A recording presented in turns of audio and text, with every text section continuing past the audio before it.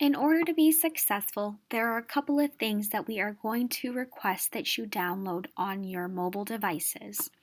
The very first thing you'd like to download on your mobile device is what we call our Semantic VIP app. So you'll go into your App Store, whether it be Google App Store or your Apple Store. You want to search for the Semantic VIP. Sometimes you can just type in VIP, and you should also see this symbol with a gold circle and a check mark in the middle. Go ahead and download that.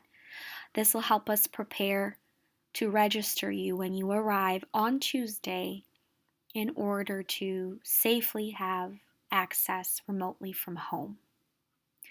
The other thing that we want you to be familiar with is the Microsoft Teams app. So you do not have to download the Microsoft Teams if you do not want to.